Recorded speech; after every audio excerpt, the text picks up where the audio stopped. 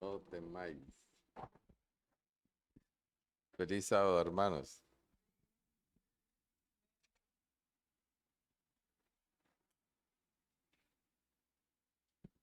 Bien, si lo proyectamos a la parte principal. Bien, llegamos al final de esta semana de Santa Convocatoria con los diferentes temas que pudieron escuchar y que se dieron desde aquí. Y hoy pues estaremos terminando con un tema que es el capítulo 10 de ese libro. Fíjense, hermanos, que les confieso que cuando nos dieron esta parte de los temas de la Santa Convocatoria, los temas que se escogieron, cada uno escogió el tema que uno quería tener. Bienvenida.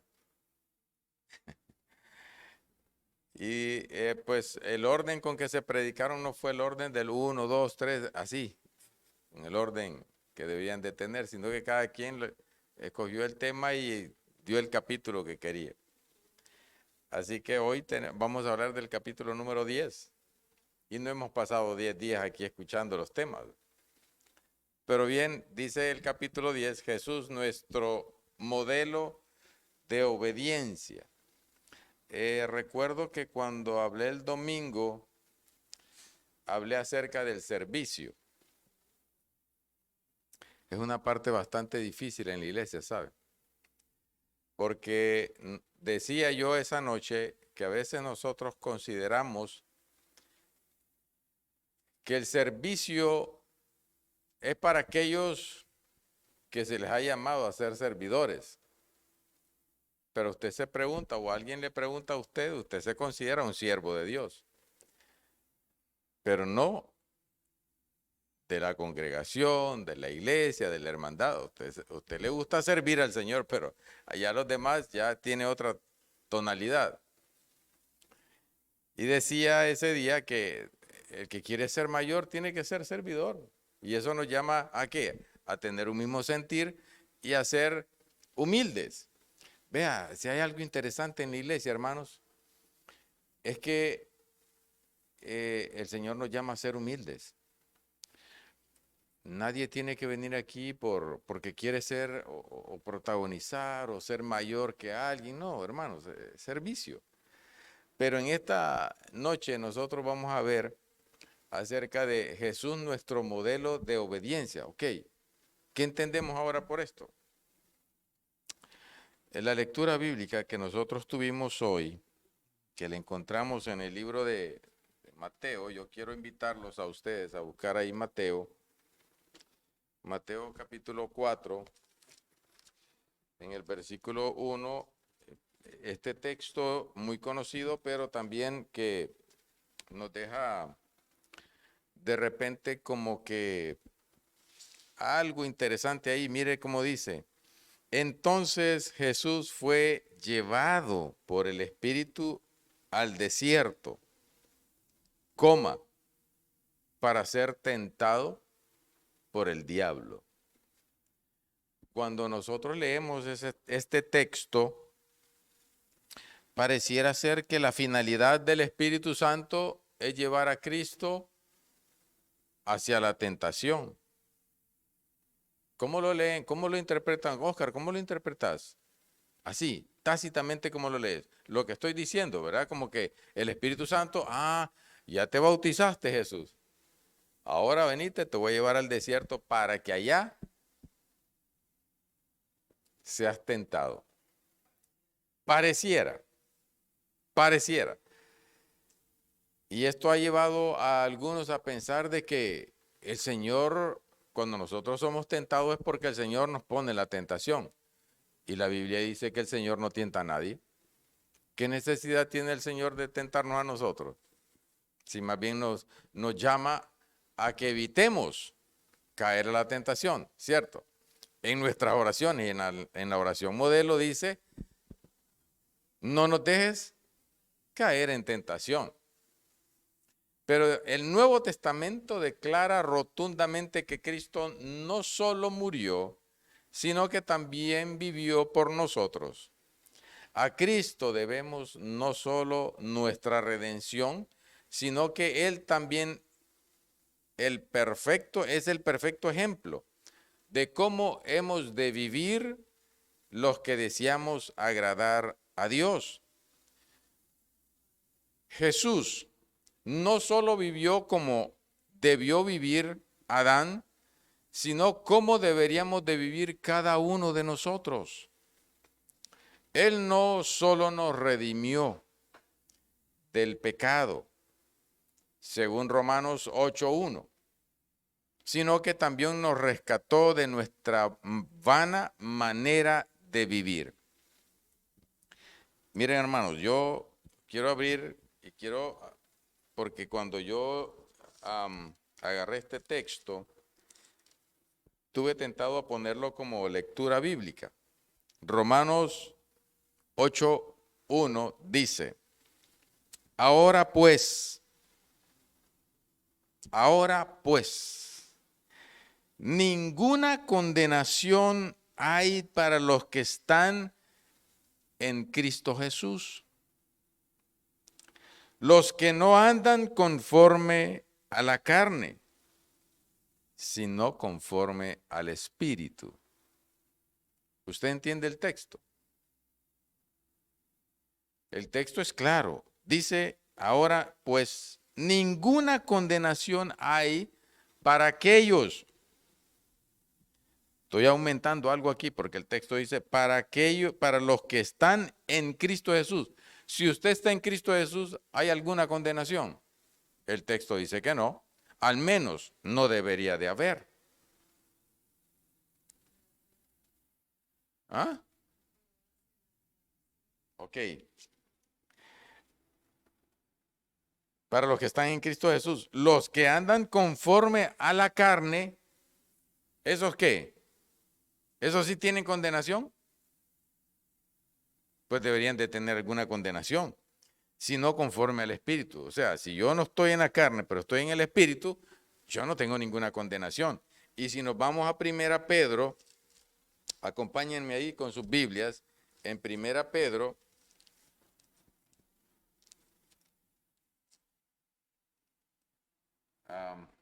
en 1 Pedro capítulo 1, versículo 18, dice lo siguiente, sabiendo que fuisteis rescatados de vuestra vana manera de vivir, la cual recibisteis de vuestros padres, no con cosas corruptibles como oro o plata. Fuimos rescatados de vuestra vana manera de vivir. Ahora, volviendo al texto del bautismo de Cristo Jesús, después de que se bautiza, yo quisiera compartir a ustedes, préstamela, por favor, entendémoslo ahí. Quisiera compartir con ustedes lo que realmente quiere decir el texto también cuando nosotros mencionamos, y mire lo que dice ahí, Satanás tienta a Jesús. Mientras ustedes los invito a leer también ahí, dice, la Biblia relata que el Salvador fue bautizado por Juan en una sencilla ceremonia, pero inolvidable, en el río Jordán. El bautismo tuvo todos los elementos necesarios para también servir como inauguración al ministerio público de Cristo. Cuando Cristo entra a las aguas, en esa actividad que se llevó ahí, Juan el Bautista está dándole a Cristo Jesús la inauguración, porque a partir de ahí comienza Cristo Jesús con una actividad que misionera. Y esta actividad misionera se realiza no antes de su bautismo, sino después del bautismo. ¿Por qué lo hace de esa forma? Después del bautismo, notamos la participación de los otros dos miembros de la deidad. ¿Quiénes estaban ahí?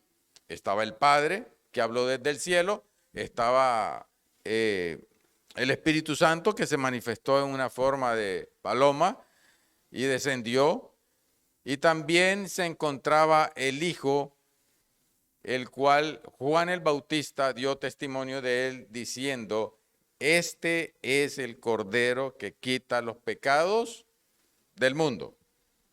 Y él ha venido para cumplir la justicia. Con todas estas evidencias disponibles, Juan sintió una absoluta confianza y tuvo un intenso honor de hacer la presentación oficial de Jesús como el Mesías con estas memorables palabras. Este es el Cordero, no hay otro. El que quita los pecados, Él.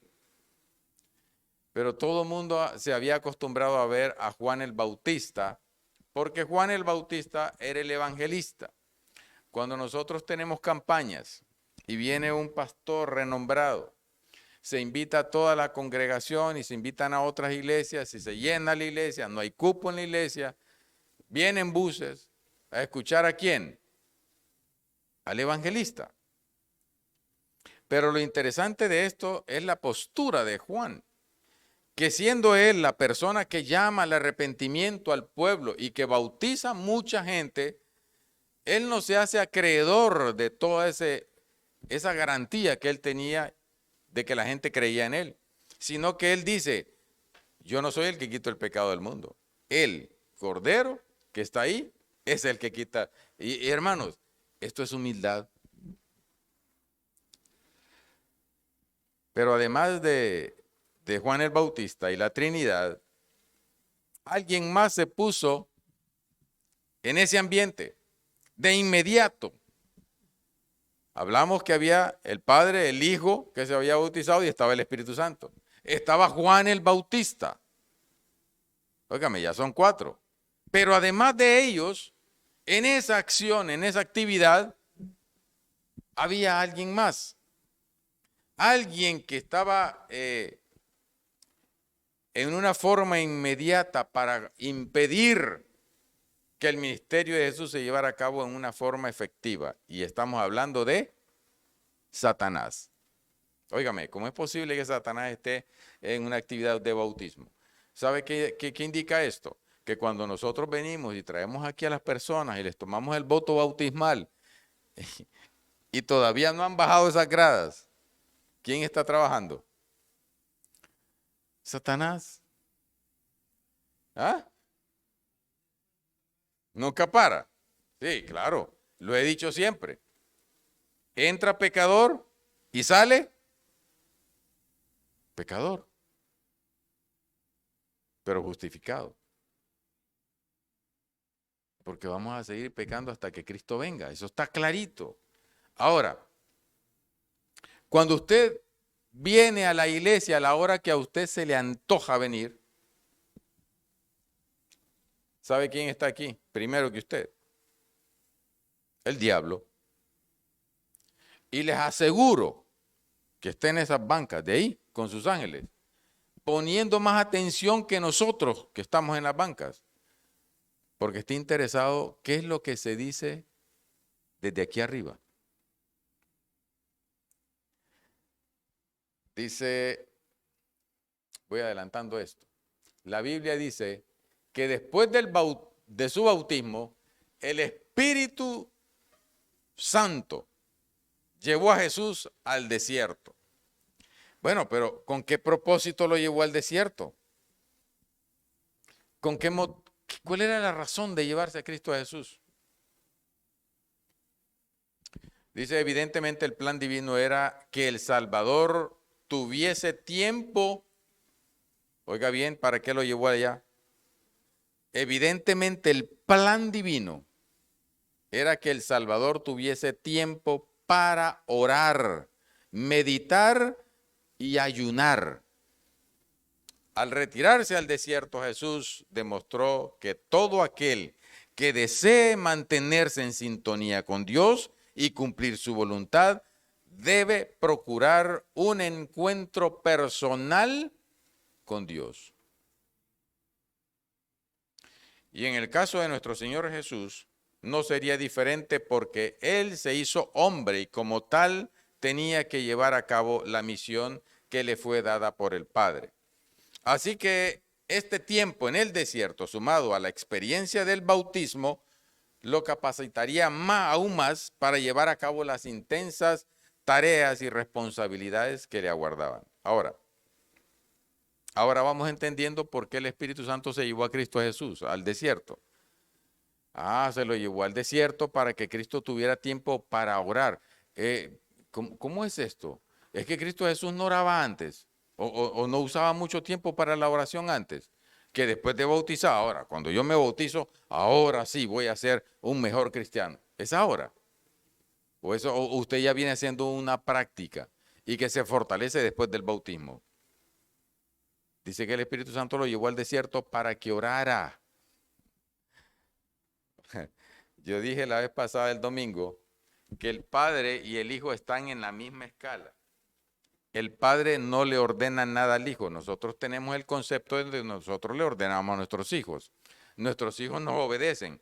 Pero en este caso, el Padre no le ordena al Hijo, porque son una misma cosa. Pero en la parte humana, les dije que Cristo se sometió a hacer la voluntad del Padre. Y eso es muy diferente a que recibir, voy a orar para que el Señor me dé la orden que yo tengo. No, Él vino aquí en forma de hombre para hacer la voluntad del Padre. Él ya la conocía, si se le mostró perfectamente antes de ir a la tierra. Se le mostró todo el proceso que iba a pasar aquí. Hasta cómo iba a morir, hasta quiénes lo iban a vender, hasta quiénes lo iban a dar la espalda. Todo se le mostró a Cristo Jesús, nada se le negó en sus ojos. Pero Satanás, mire lo que dice ahí, Satanás no respeta ni siquiera el tiempo que un hijo de Dios le dedica a la comunicación en el Señor. A él le vale si usted está consagrándose cada mañana. No respeta el tiempo que usted tiene abierta su Biblia. Él se meterá donde sea e interrumpirá los momentos más solemnes con sus tentaciones. Lo hizo con Jesús y también lo hará contigo. Usted no se ha encontrado de repente en la casa leyendo, abriendo la Biblia y usted está metido en ese ambiente cristocéntrico y todo a usted le parece maravilloso cada vez que lee la Biblia. Y de repente el vecino, en ese momento en que usted está paseado allá con Cristo Jesús, el vecino pone una de esas tronadoras, ¿verdad? Y ¡pum! La mente se le va. Y ya empezó usted ¿cómo me concentro otra vez? Lo bajó de un solo. ¿Sabe por qué? Porque Satanás no respeta el tiempo de su consagración. Si aquellos que se esfuerzan por orar, aquellos que se esfuerzan por tener una relación con Dios, se la ven dura, ¿cuánto más aquellos que ni siquiera toman el tiempo de hacerlo? No, pero oramos y el diablo tiene que salir espantado. Ay, hermanos. Mire, Mateo es uno de los evangelistas que registra las tentaciones y prestemos atención al relato de la tentación, porque nosotros la conocemos. Pero en primer lugar, el ataque de Satanás fue así. Si de veras, la primera tentación, si de veras eres hijo de Dios, ordena que estas piedras se conviertan en pan. Mire la tentación que le pone. Si eres, si de veras eres el hijo de Dios, hagamos pan. Había hambre, 40 días sin comer. Hermanos, yo sé que Moisés, cuando subió al monte Sinaí para recibir el corazón de Dios, o sea, las tablas de los mandamientos, subió y tuvo que esperar 6 días para que el Señor se entrevistara con él. 6 días. Josué se quedó atrás, porque a Josué le dijo, quédate ahí. Estaban arriba los dos, pero hasta la parte más alta, Josué se tuvo que quedar y entró Moisés 6 días esperando que el Señor se entrevistara con él. ¿Por qué el Señor lo dejó esperando 6 días? Si hay una cualidad en el ser humano y que lo pierde, es que no somos pacientes. Somos impacientes. ¿Usted está impaciente? Yo estoy impaciente porque el Señor quiero que venga ya. Y esa impaciencia ha hecho que muchos se vayan y no regresen. Si es que tenemos años de estar predicando esto. Los abuelos, tatarabuelos y padres, y ahí viene todo, y Jesús no viene. Y después de esos 6 días, 40 días allá arriba, pero ese sí era alimentado por Cristo Jesús. Él lo alimentaba allá. Y después en la otra ocasión fueron otros 40 días cuando le tuvo que dar nuevamente la ley. Pero miren, hermanos, 40 días Cristo Jesús pasó aquí sin comer. ¿Y quién lo alimentaba? Y con las tribulaciones que el diablo le estaba metiendo. Pero la respuesta de Jesús no se hizo esperar. Y le dijo, la Escritura dice, no solo de pan vivirá el hombre, sino de toda palabra que sale de la boca de Dios. El segundo ataque. El enemigo llevó a Jesús a la santa ciudad de Jerusalén. Lo subió a la parte más alta del templo y le dijo, si de veras, si realmente eres el Hijo de Dios, tírate abajo. Porque la Escritura dice, Dios mandará a sus ángeles para que te cuiden. Te levantarán con sus manos para que no tropieces con piedra. Mateo 4:6. Y de nuevo Jesús responde de inmediato. Dice la Escritura, no pongas a prueba al Señor tu Dios. Oiga cómo dice eso. No pongas se lo está diciendo a Satanás. Mira, Satanás, no pongas a prueba a Dios, tu Señor, al Señor tu Dios. Eso quiere decir que Dios es Dios de Satanás. Mire cómo dice, no pongas a prueba al Señor tu Dios. Está claro en la Biblia, lo dice así.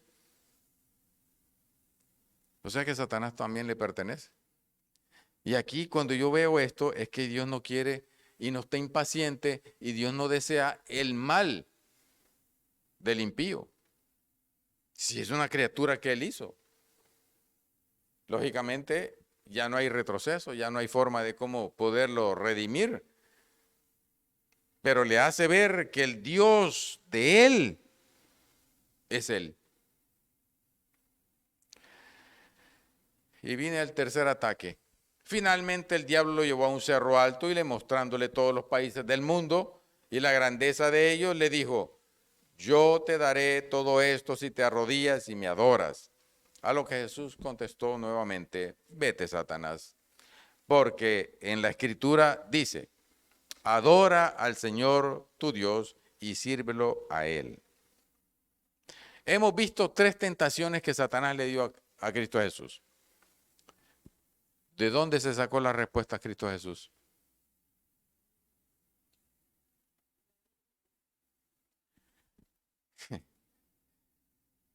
Y ya existía la Biblia. Miren, hermanos, ¿cómo le va a hacer frente usted a las tentaciones del diablo? Por medio de la lectura de la Biblia. Y yo entiendo, hermanos, que es tiempo, hay que dedicarse a la lectura de la Biblia, pero usted no va a poder hacerle frente a las preguntas que la gente tiene hoy en día en cuanto a lo que usted cree. Porque hoy en día todo el mundo anda creyendo todo. Ayer precisamente íbamos escuchando una canción que ahora todo el que se muere se la ponen. ¡Pum! Ustedes la han escuchado y es muy conocida, la que canta el tercer cielo. Y ahí está el pelón cantando y ahí viene la parte de la esposa, ¿verdad? Y le dice, sí, yo te extrañaré, que esto y lo otro. Pero ella viene y le contesta, sí, pero es que yo estoy en un mejor lugar, un mejor paraíso. Óigame, hoy la gente está creyendo más que eso es una realidad porque es una certera cuestión que el diablo le ha puesto a la gente. Y así como él presenta esto, también agarró a Cristo Jesús. Pero Cristo Jesús tenía un fundamento. ¿Cuál era el fundamento de Cristo Jesús? Un escrito está. Si alguien habla en contra de esto o habla fuera de esto, ¿cómo podemos creerlo? Los protagonistas. Miremos los protagonistas. Tenemos tiempo un poquito ahí.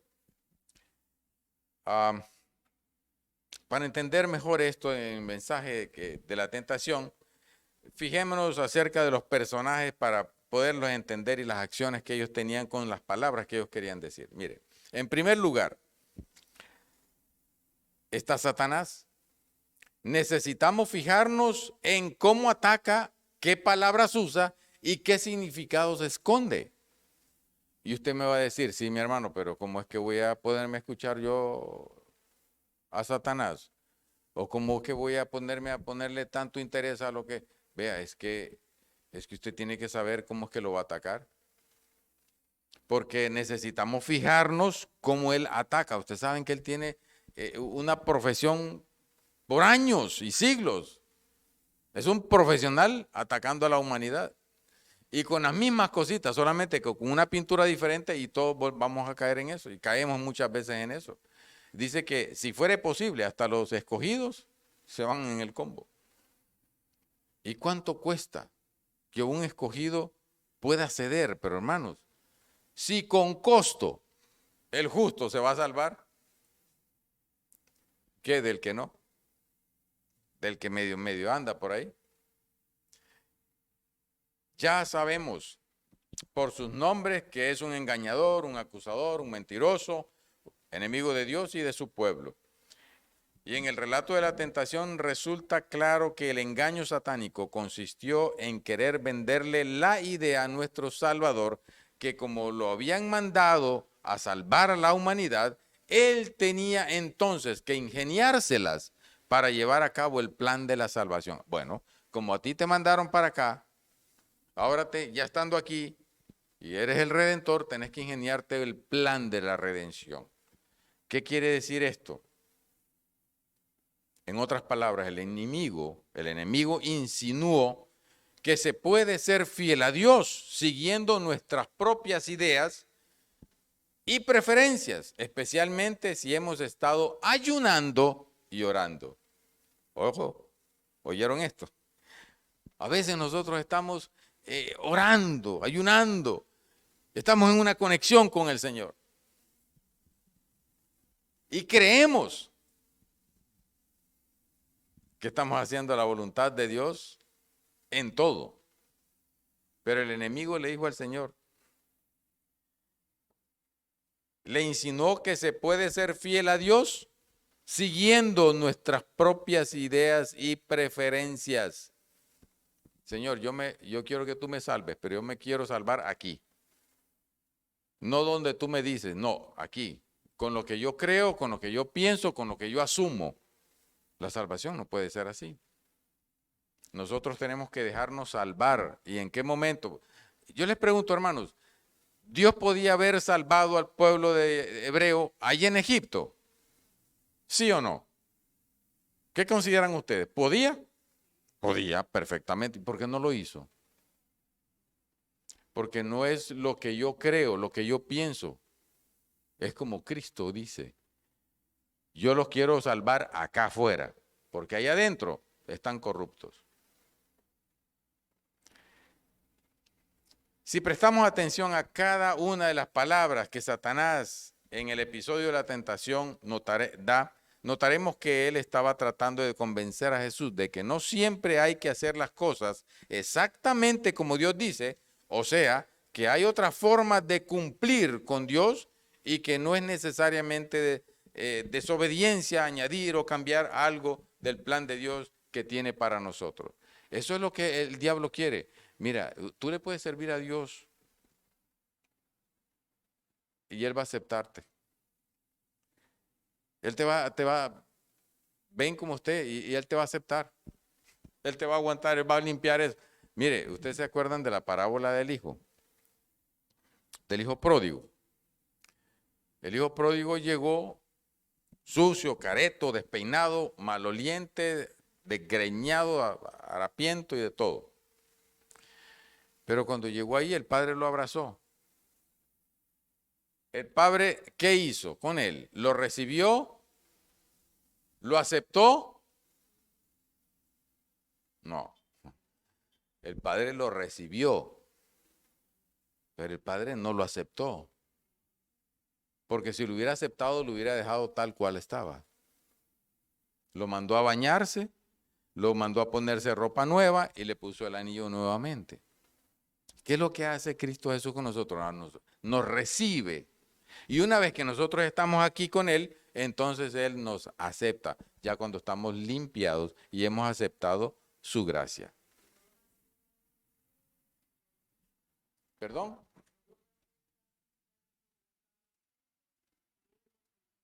Él nos recibe. Como venimos, nos recibe. Como venimos, nos recibe. El Señor nos recibe. Y una vez que nos limpia, entonces nos hace aceptos a Cristo Jesús. ¿Entendemos? ¿Entendemos? Yo quiero dejar claro esto, hermanos. ¿Por qué? Porque mire lo que está diciendo aquí. Y no por lo que dice esto, sino que debemos de entender lo que pasa con el hijo pródigo. Y yo me estoy saliendo de este texto y me estoy metiendo para poder esclarecer esto. El padre no lo dejó como lo recibió. Pero al aceptarlo, si yo lo acepto, bueno, yo te acepto tal con todas las cosas. Pues nosotros podemos venir y vivir en la iglesia con la cantidad de pecados. ¿Vamos a ser aceptados por Cristo Jesús? Acabamos de leer Romanos y acabamos de leer Pedro, que dice que somos justificados de nuestra vana manera de vivir. ¿Por qué? Porque cuando ya Cristo hizo la transformación, entonces ya nosotros somos aceptados por Cristo Jesús. ¿Cuándo nos acepta Cristo Jesús? Cuando venimos acá atrás, ¿ve? Y nos hundimos y nuestros pecados, ¿dónde quedan? Somos limpiados. Entonces, somos ante los ojos de Cristo, somos aceptados. Ahora, el segundo personaje que encontramos en el desierto, ya vamos a ir aterrizando, el segundo personaje que encontramos en el desierto de la tentación de Jesús, y él también presentó lo que presentaba en cuanto a la obediencia, es que en primer lugar Jesús acudió a la sabiduría divina revelada a la palabra de Dios. El maestro contestó los 3 ataques del enemigo con citas textuales. Si aquel en la tentación le mencionó la Biblia, Cristo Jesús también menciona la palabra de Dios para contrarrestar los ataques. Nosotros podemos encontrar que las armas que usamos no son las que el mundo nos da a nosotros, sino que son poder de Dios capaz de destruir las fortalezas malignas. Es decir, son armas espirituales con las que podemos enfrentar y derrotar a las huestes espirituales de maldad. Nosotros entendemos que el Señor quiere que nosotros ante la tentación podamos declarar lo que Él hizo cuando fue tentado por el enemigo. ¿Qué es lo que es nuestra forma que nos respalda? La palabra de Dios. Ahora, mire lo que dice esto. Y lo voy a llevar aquí para que juntos podamos ver esta parte. Ser obediente es hacer lo que digan las escrituras. De hecho, las escrituras señalan claramente que la vida no es solo comida, es decir, no es solo estar bien o quedar bien con los demás. Y nosotros nos preocupamos por el qué dirán. La vida espiritual no, vea, la salvación no consta en el buen comportamiento, de ser un buen vecino, de ser un buen hermano. De eso no consta la salvación. La salvación consta en que usted tenga que ser obediente a las escrituras. Lo más importante y lo primero es asegurarnos de que lo que hagamos esté alineado con las palabras que salen de la boca de Dios reveladas en la Biblia. De hecho, la traducción en el lenguaje actual rinde Mateo 4:4 de la siguiente manera: no solo de pan vive la gente, también necesita obedecer todo lo que Dios manda. Hay otro texto que me gustaría también compartirlo con ustedes, nos adelantamos a esto. Dice, un hijo de Dios, no necesita lanzarse de una torre para comprobar si es cierto que Dios mandará a sus ángeles a que lo carguen en los brazos y lo salven de la muerte. Usted no tiene que hacer ese esfuerzo. Esa es una promesa de Dios para los que confían en Él y no tienen necesidad de probar a Dios en cuanto a lo que Él ha prometido, pues sus promesas son fieles y verdaderas. Esta es una declaración muy rica, pues señala que para Jesús el pan es importante y necesario, pero lo primero es lo primero. Jesús no ignora la realidad ni necesidades materiales, pero siempre las colocó en su debido lugar. Primero que lo material está lo espiritual. Antes que el pan está la voluntad de Dios. Ahora, mis queridos, los hijos de Dios, como Jesús, reconocen que la Biblia es un libro para no para poner a prueba a Dios, sino para probarnos a nosotros en cuanto a nuestra fe y obediencia. Cada palabra de Dios es una prueba para esta fe de obediencia. Bien, las tentaciones que el Señor sufrió en el desierto, que fue inducido por el mismo Espíritu Santo. Quiero decirles, hermanos, que de repente a nosotros también el Espíritu Santo nos va a tomar y nos va a llevar a un desierto en nuestra vida. Mientras usted está orando, mientras usted está en relación con Dios y mientras usted está creciendo espiritualmente, lo va a llevar allí con un solo propósito: que usted pueda tener una relación genuina con Cristo Jesús.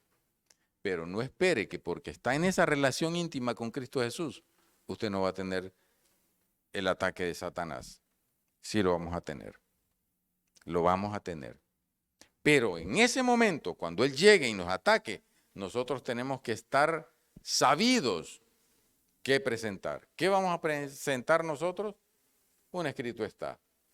Hermanos, tenemos y vamos a pasar por crisoles que ni siquiera imaginamos ni tenemos pensado que vamos a pasar como pueblo, como iglesia. Pero cuando vengan esas tentaciones de que el mundo te lleva y te arrastra porque para allá va la mayoría, que puedas tener firmeza.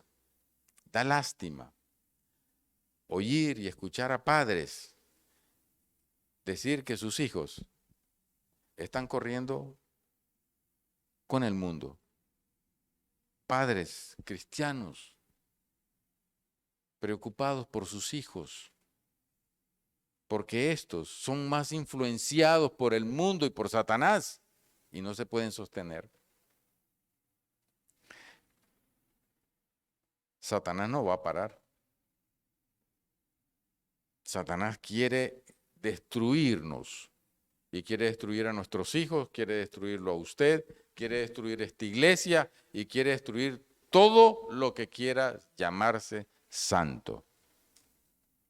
Pero el Espíritu de Dios nos ha traído aquí para que nosotros podamos orar, para que nosotros podamos cantar, para que nosotros podamos estar en una comunión con Dios durante esta semana de santa convocatoria. Hoy terminamos esta semana. Mañana venimos al culto. El domingo vendremos otra vez. Y los días seguirán pasando. Pero mientras eso pasa, hermanos, ¿cuál va a ser nuestra actitud? ¿Nos vamos a fortalecer en Cristo o vamos a darle cabida al enemigo? Yo espero, anhelo ver esta iglesia fervorosa, leyendo las Sagradas Escrituras en todo tiempo, predicando a tiempo y fuera de tiempo, porque el Señor está a las puertas. Que Dios les bendiga.